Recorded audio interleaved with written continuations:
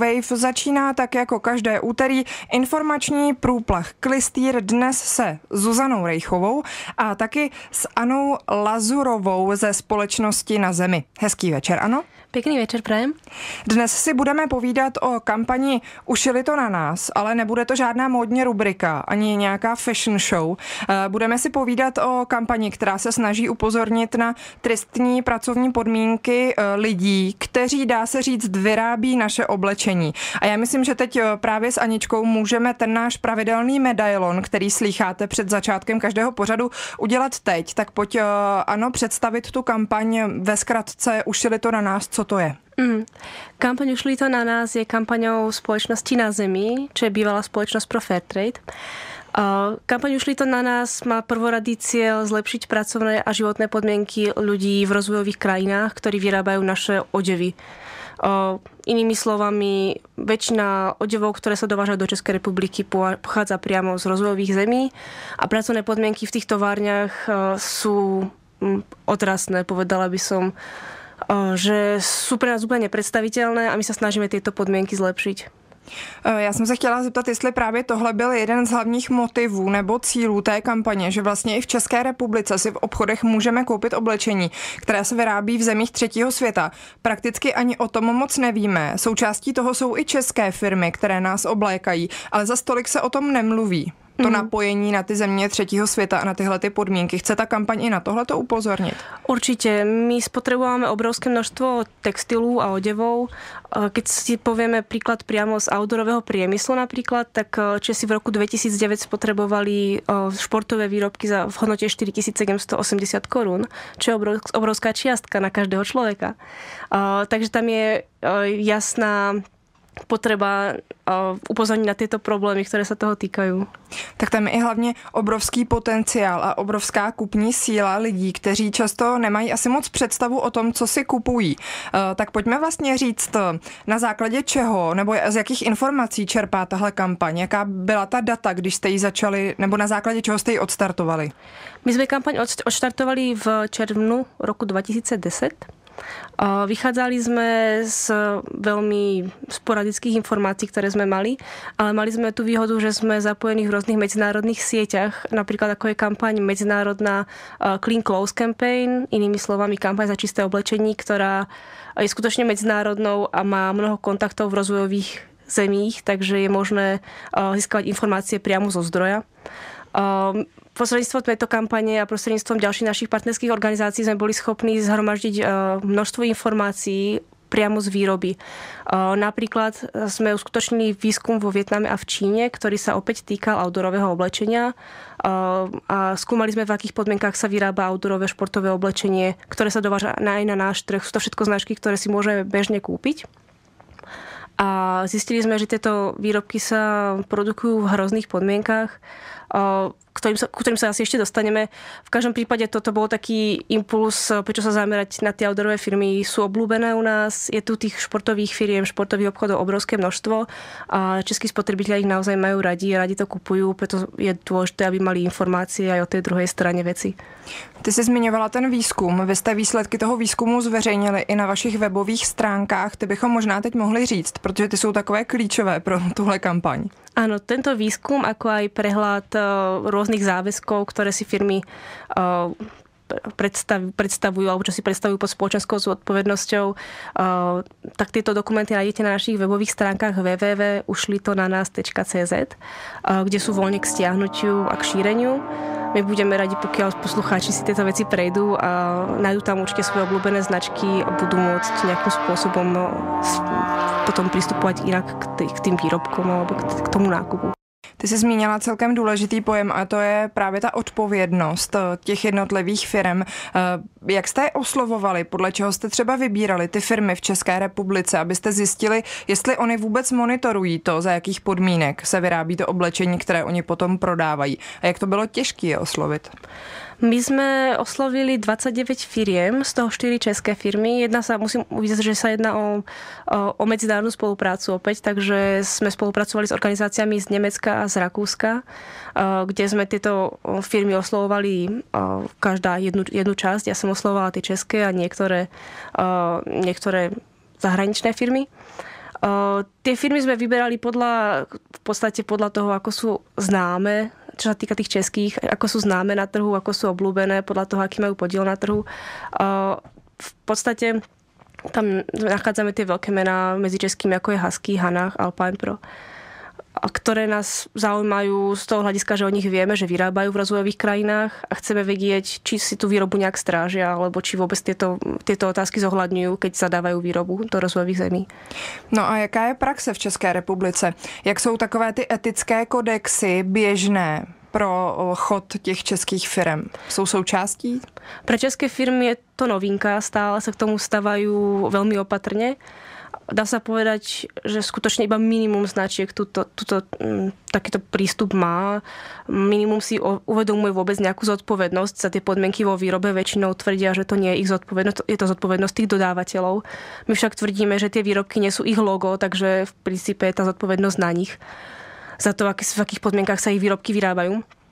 No a v podstate je to iba proces, ktorý ešte len začal. My sme tú diskusiu otvorili s tým, že niektoré firmy sa viac chytajú, niektoré firmy sa tvária, že sa ich to netýka. V každom prípade diskusia sa otvorila a je tam, u niektorých firiem badáme, že je tam nejaká snaha sa hýbať smerom kupredu. Dúfame, že nájdeme lídrov, ktorí by udávali tón a krok, a tým pádom by mohli prilákať aj ďalšie firmy k tomu, aby sa stali skutočne zodpovědnějšími. Tady bychom možná mohli uvést ty pozitivní příklady. To znamená říct jednu nebo dvě firmy, které v tuhle chvíli už pro vás takovými těmi lídry, těmi s tím správným etickým kodexem a těmi odpovědnými jsou. Určite by som uviedla firmu Mamut alebo firmu Jack Wolfskin. Uvedomujeme si, že nie je možné, aby tieto firmy boli absolútne ideálne a taktiež my zhodnocujeme iba jednu časť ich zodpovednosti, to je tá sociálna zodpovednosť.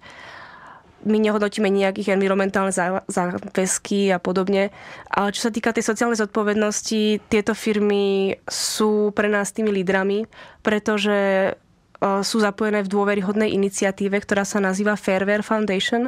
A táto iniciatíva okrem zamestnávateľov, teda tých veľkých firiem, združuje aj odbory, aj miestne organizácie. To znamená, že do toho procesu kontroly pracovných podmienok vstupujú aj iní stakeholdery, iní činitelia, iní aktéri, ktorí sú na tom zainteresovaní, ktorí sa to priamo týka. To znamená, pokud si koupím oblečení té značky, mám jistou záruku, že bylo vyrobeno v určitých podmínkách, kde jsou nějaké jako dodržovány základní etická práva toho člověka, který tam pracuje. To je ten základ. Áno, to je ten princíp. V podstate tieto značky, je to momentálne najdôveryhodnejšia certifikácia, aká existuje, minimálne podľa nášho vnímania a podľa vnímania medzinárodných iniciatív. Skutočne Fairware Foundation certifikuje celé značky, kontroluje továrne nezávislými auditmi. Pomerne veľká časť tých tovární je kontrolovaná. Sú to audity nenahlásené, čo je veľmi dôležité, že nie je možné sa na ne vopred pripraviť. Pre nás to najdôveryhodnejšia certifikácia v súčasnej dobe. Teď mě napadlo, já jsem na těch vašich stránkách se dočetla, že některé firmy vám odpovídaly na to, že mají etické kodexy, že kontrolují tu výrobu, ale nešlo o ty nezávislé audity. To znamená, že oni se prokazují nějakými kontrolami, ke kterým vy se ale nedostanete. Chápu to dobře? V podstate z časti áno. Oni tvrdia, že tie podmienky kontrolujú, ale neuvádzajú ako. To znamená, že tam je obrovský priestor na to, aby tie audity boli vopred nahlásené, čo je úplne bežná prax. A tým pádom je možné tých zamestnancov vopred pripraviť, vopred ich nabrýfovať, čo majú hovoriť tým kontrolórom. To je to bežná prax, nie je to niečo, čo by sme tvrdili, že sa to tak deje a nedialo sa to. Tak je to bežná prax, že tí zamestnávateľia v tých továrniach priamo nechcú, aby tých odberatelia ten kontrakt zrušili, takže oni skôr tých zamestnancov donútia k tomu, aby tvrdili to, čo chcú počuť pod rôznymi pohrúžkami, ako sú pokuty alebo aj vyhadzov. Někteří čeští výrobci se odkazují na to, že to, co se týká etiky pracovních podmínek, je vlastně spíš věcí těch dodavatelů. Ty jsi měla možnost vyrazit konkrétně do Vietnamu, tam pozorovat, jak to tam vypadá, co se tam děje. Proč jste si vybrali zrovna Vietnam a jak třeba probíhaly přípravy na tu cestu? My sme nadviazali na ten výskum, ktorý prebiehal v minulom roku, ktorý prebiehal vo Vietname a v Číne. Takže sme mali nejaké základné vedomosti a informácie o tom, ako to vo Vietname vyzerá z hľadiska pracovných podmienok. A my sme potrebovali sa do toho dostať hlbšie, dostať viac informácií, pretože očine tieto informácie máme, ale Vietnam je pre nás novou krajinou. Čo sa nám v podstate podarilo sa nám doniesť kopu informácií, fotiek, videa z tej krajiny a z bežného života, ako ľudia žijú, ako žijú pracovníci, ktorí tam vyrábajú naše oblečenie. Ten Vietnam je zaujímavá krajina. Je v súčasnosti na vzostupe, čo sa týka textilnej produkcie. V roku 2010 to bol 5. najväčší vývozca textilu a odevných výrobkov. A jeho vývoz textilných výrobkov stále rastie. Pričom jediná vlastne devíza, ktorú má, je tá lacná pracovná sila. Čo je to, na čo on láka investorov, ale je to aj to, čo má veľký dopad na tie pracovné podmienky, ktoré tam panujú. Jak dlouho jste tam byli a po jakých místech jste vůbec vyráželi a jestli jste měli možnost, jestli ty sama na své vlastní oči si měla možnost vidět nějakou tu továrnu? Jako myslím tím ne zvenku, ale zevnitř. Bola som tam 3 týždne, z toho 2 týždne pracovne. A bola som tam s kolegom z rakúskej partnerskej organizácie, práve z tej medzinárodnej Clean Clothes Campaign. Boli sme v Saigone, alias Ho Chi Minhovom meste, ktoré je centrom toho textilného priemyslu vo Vietname. A zároveň je to aj centrom obrovskej migrácie, pretože ľudia z vidieka prichádzajú do miest za prácou a tu nachádzajú hlavne v tých textilných továrniach. Taktiež sme boli nejakú dobu v Hanoji. Vrátim sa k tomu textilnému priemyslu. On je veľmi dôležitý vo Vietname aj kvôli tomu, že je to obrovský zamestnávateľ. Poskytuje prácu štvrtine legálne zamestnaných ľudí. To znamená, že skutočne sa to týka asi 2 miliónov ľudí priamo. A do toho nie sú zarátaní ľudia, ktorí pracujú neoficiálne alebo neformálne. Já do toho možná skočím. Bylo to tak, že jste oslovili tedy některé z těch dodavatelů? Že jste se snažili nějak oficiálně přijít do těch továren? Je to vůbec možné? Protože pokud je oficiálně oslovíte, tak budou mít právě tu možnost na cokoliv se připravit. Takže spíš to byly nějaké jako nárazové akce, takové jako gerilové trošku, abyste měli možnost opravdu se dostat k té realitě. My sme zvolili opatrný prístup, pretože je to pre nás nová krajina, ako som už spomínala. A taktiež je to krajina, ktorá nie je slobodná, čo si treba priznať. Podobne ako Čína, je to krajina, kde je veľká kontrola, kde je zakotvená vládnúca úloha strany a podobne. A tým pádom ona nie je veľmi otvorená takýmto otázkam. Nesmú sa hovoriť na verejnosti. Keď sme sa rozprávali s miestnymi ľuďmi, vždy sme museli veľmi jemne formulovať naše otázky, vždy veľmi pozitívne. To znamená, že sme sa nemohli pýtať na tie pracovné podmienky priamo, ale museli sa k tomu dostať nejakou okľukou. Napríklad, že Vietnam rastie a je čoraz úspešnejší a či sú tam nejaké problémy ako za tým, ale v podstate je to veľmi citlivá otázka. To znamená, že my sme nikam nešli napriamo štýlom sme tu a chceme vidieť, čo sa tu deje. Obracali sme sa na miestne organizácie, ktoré majú najlepší vhľad do tej situácie, ktoré pôsobia priamo s tými zamestnancami tovární, sú v každodennom styku s nimi, pôsobia ako komunitní alebo sociálni pracovníci a títo nás zásobovali množstvom informácií, ktoré boli pre nás veľmi, veľmi zaujímavé. Takže my sme sa nedostali úplne do priameho styku s tými pracovníkmi tých tovární, pretože to za ten čas nebolo možné. Bolo by to možné, keby sme tam strávili dlhšiu dobu, ale za ten krátky čas sme sa tam nedostali. A v podstate máme veľa informácií z tohto zdroja, od tých sociálnych pracovníků. Možná bychom teď mohli tady popsat, jak zhruba to asi v těch továrnách vypadá, pokud bychom si vybrali nějakou modelovou situaci z toho textilního průmyslu ve Vietnamu, který se nás přímo dotýká, protože je dost možné, že to, co mám teď na sobě, tak něco z toho dost pravděpodobně bylo třeba vyrobené ve Vietnamu.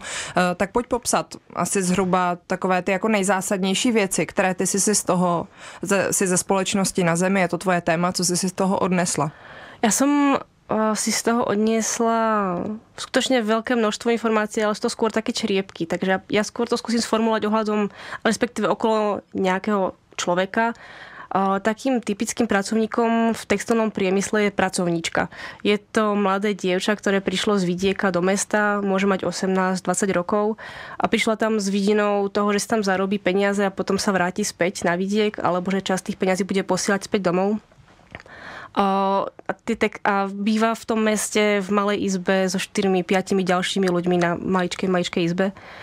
V podstate odkedy sa dostala do textilnej továrne, jej život spočíva iba v tom, že pracuje alebo spí. Nemá žiadny voľný čas, pretože robí obrovské nadčasy. Jedná sa až o 16 hodín denne, 6 dní v týždni, čo sú skutočne pre nás úplne nepredstaviteľné hodiny. Je na mieste otázka, či sa je to oplatí. Hodinová mzda je pod 4 koruny na hodinu, čo ani v krajine ako je Vietnam nie je veľa. Človek si za to môže pre ilustráciu kúpiť napríklad 2 vajíčka alebo 4 kg ryže. Takže skutočne to nie je veľa. A keď z toho je potreba zaplatiť nájom tej izby alebo poslať peniaze späť nejakej rodine, kúpiť si jedlo, tak skutočne nezostáva žiadny priestor na nejaké šetrenie, na vzdelávanie vlastných detí a podobne. Problémy, s ktorými sa potýka toto dievča, sú napríklad to, že jej chýbajú bezpečnostné pomôcky, ochranné pomôcky. To znamená, že tie továrne sú plné rôznych úrazov. Stretávame sa s požiarmi, ktoré sú skutočne devastujúce, pretože vzduch je plný jemného textilného prachu, ktorý je veľmi horlavý. A skutočne to sú veľmi časté problémy. Ďalšími problémami sú napríklad diskriminácia alebo sexuálne obťažovanie. To mě napadlo, když si zmínila ty mladé ženy, tak ta ženská otázka tam asi bude jako druhý zástupný problém. Áno, to je obrovská otázka. Samozrejme, to sa netýka iba Vietnamu. Toto sú problémy, ktoré sú spoločné pre ten sektor v celej juhovýchodnej Ázii.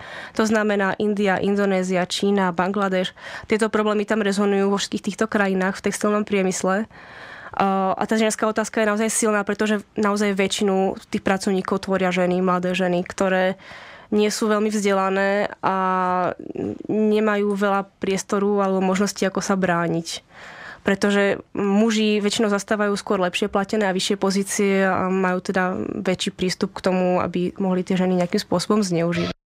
Zmínili jsme, že textilní průmysl je obrovským zaměstnavatelem ve Vietnamu. Ti lidé práci potřebují. Zřejmě za jakýchkoliv podmínek, musím to říct takhle tvrdě. Takže existuje vůbec to, že by si někdo stěžoval, nebo že by někdo z těch pracovnic, abychom byli genderově korektní, že by prostě řekl takhle ne, my chceme nějaké lepší podmínky, nebo ta práce je tak zásadní a je pro ně životně důležitá, že prostě držou a smíří se s tím, jak to je. V niektorých krajinách fungujú odborové organizácie, ktoré poskytujú zamestnancom možnosť brániť sa. Vo Vietname je to problém, pretože tam existujú oficiálne odbory, ktoré sú podriadené vláde a strane a všetky ostatné odbory sa k nim musia prihlásiť a musia byť ich členmi. A tá možnosť brániť sa ľudí je veľmi obmedzená, pretože do týchto odborov často vstupuje manažment továrne a tým pádom riadi ten chod na tej najnižšej úrovni. Tam nie je možnosť dovolať sa nejakej spravodlivosti.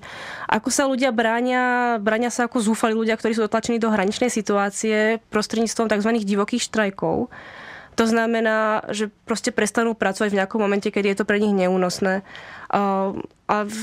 Tí ľudia sú dosť solidárni na to, aby prestali pracovať všetci, prípadne aj v ďalších továrniach a spoločne žiadajú nejaké lepšie podmienky. Vždy je to zvýšenie platu, pretože ten plat je tam nastavený veľmi nízko, často býva pod minimálnou mzdou a určite to nie je mzda, ktorá by pokryla tie životné náklady. Takže vždy požadujú zvýšenie platu plus napríklad zavedenie bezpečnosti práce alebo zníženie tých nadčasov. Takže ľudia sa bránia takto zúfalo, pretože oficiálna procedúra vstúpiť do štrajku je nesmierne byrokratická, zdlhavá a jednoducho to ten manažment nedovolí. Ty místní organizace tím pádem komunikují nějak s tím managementem? Jsou vůbec ty neziskovky partnerem pro ten management? To veľmi závisí od toho, aká to je neziskovka. Niektoré neziskovky pôsobia na úrovni vzdelávania tých pracovníkov, tých zamestnancov. To znamená, že chodia do ich komunitných centier alebo do ich domovov a hovoria im, aké majú práva, čo sa môžu dovolávať. A je pravda, že pokiaľ si to tí zamestnanci uvedomia a vyžadujú to od toho zamestnávateľa, tak veľmi často on im vyhovie, pretože on si uvedomuje, že on vlastne obchádza zákon, že je to proti vietnamskému zákonníku práce. Takže oni ich vzdelávajú o tých základných právach, to je jedna časť práce a potom sú organizácie, ktoré priamo jednajú so zamestnávateľmi alebo jednajú aj s vládou, s odbormi, ale toto sú väčšinou organizácie, ktoré už majú nejaké medzinárodné pozadie, napríklad je to program Better Work, Medzinárodnej organizácie práce alebo pobočky rôznych nadácií z Európy. Tak my si teď docela už dlouho povídáme o Vietnamu, ale možná zpět do České republiky.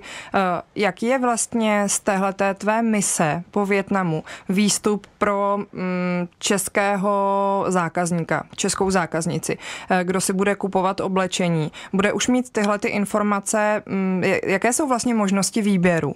Protože co to pro ty firmy znamená, to jsme řekli, to jste se snažili jim už naznačit. To znamená zlepšovat nějaký etický kodex nebo minimálně ho vytvořit. Co by se vlastně dalo zlepšit? V prvom rade, čo môžu vlastne aj poslucháči spraviť, je vyžadovať od firiem, aby tie podmienky zlepšili, aby prijali tú zodpovednosť za tú svoju vlastnú prax, za tie výrobky, ktoré nesú ich vlastné logo. A pokiaľ by to poslucháči a spotrebitelia vyžadovali, tak nám pomôžu vytvoriť ten tlak na značky, ktorému oni nemôžu povedať nie. To znamená, potom ten proces je taký, že firma si potrebuje ustanoviť nejaké vnútorné pravidlá, ktoré sú pre ňu priateľné. Napríklad vo forme etického kodexu, kde presne stanoví, aké podmienky chce, aby panovali v jej výrobe, ktoré sú v zhode napríklad s medzinárodnými štandardami, alebo tak existuje na to mnoho kľúčov, ako takýto etický kodex postaviť. Následne tento kodex implementuje do praxe, to znamená zavedie ho do tej výroby a potom ho kontroluje, ako sa dodržiava. Pretože to sú často kamene úrazu, že sa nedodržiava a tá kontrola je tam pochybná alebo žiadna a tým pádom ten etický kodex potom slúži iba na marketingové a PR účely. Je problém v tom, že něco takového tak zásadně zvýší těm firmám náklady a tím pádem sníží zisky, že proto oni se tak brání? V čem je ten problém podle tebe? Nebo je jim to prostě jedno? Ono to veľmi závisí od firiem. Ako som spomínala, niektoré zahraničné firmy s tým nemajú problém a sú ochotné znášať všetky náklady, ktoré s tým môžu byť spojené. Niektoré firmy nie sú ochotné priznať akúkoľvek zodpovednosť. To znamená, je to veľmi závisí to od mnohých faktorov, napríklad odkiaľ tá firma pochádza, z akej kultúry a na čo je orientovaná, ako chce, aby tá jej značka bola vnímaná, pokiaľ chce, aby bola vnímaná ako zodpovedná značka, čo napríklad u tých rôznych outdoorových spoločností je bežné, pretože sa profilujú napríklad ako ekologicky zodpovedné a teda aj sociálne zodpovedné. Tak pokiaľ chce, aby bola takto vnímaná, mala by tú zodpovednosť prijať. Pokiaľ skutočne sa orientuje iba na tie nízke ceny, tam je ten proces trošku ťažší, pretože sú s tým spojené náklady, ktoré nemusí pocítiť spotrebiteľ koncový, ale tá firma by ich pocítila. Pokud bychom měli říct nebo zhodnotit, jak jsou na tom české firmy, tak ty nebudou asi patřit mezi ty nejosvícenější, ale možná je to i tou informovaností. To znamená, že třeba teď momentálně se snažíme trošku ty informace rozšířit. Tak jak bys to zhodnotila v té České republice? Povedala by som, že máme čo doháňať. Určite nie sme lídrami v Európe. Ale tiež by som povedala, že tie značky sú citlivé na to, aký obraz o sebe vytvárajú. A potom, ako sme zverejnili vlastne náš výskum, tak sa na nás viacero obrátili s tým, že ich tá problematika zaujíma, že možno by v tom niečo chceli robiť, chceli by nejak pokračovať. Takže je to v jednaní, je to proste o komunikácii s firmami. Ale v podstate niektoré firmy sa k tomu stavajú, takže je to niečo, čo ich vôbec nezaujíma a k čomu sa vôbec venovať nechcú. Takže je to rozdiel, skutočne to závisí skôr od toho asi nastavenia tej firmy alebo nejakého ľudského prístupu v tom vedení. Neviem zhodnotiť na základe čoho sa to nejak v profilu, na základe čoho si oni vyberú, že chcú byť odpovednou firmou alebo im skutočne ide iba o tie lacné ceny, neviem. Každopádně zákazník nebo zákaznice tohleto ovlivnit může. Určite tá poptávka po eticky produkovaných tovaroch a po tých eticky produkovaných odevoch má silu a pre tie firmy je to najzásadnejší argument, že zákazníci to chcú. Pretože momentálne tvrdia, že zákazníci to nepotrebujú, lebo zákazníci chcú nízké ceny. Tak pokud vy se chcete podívat na takový seznam společností, které by asi potřebovali slyšet, že my v České republice zákazníci a zákaznice chceme mít společensky odpovědné firmy. Tak tohle všechno najdete ještě jednou na webu www.ušlitonanas.cz www.ušlitonanas.cz. Já poděkuju Aně Lázurové právě ze zmiňované společnosti, že přišla a popovídala a zase někdy třeba na viděnou. Myslím, že těch témat k diskuzi bude hodně. Vám přejeme příjemný večer. Příjemný večer.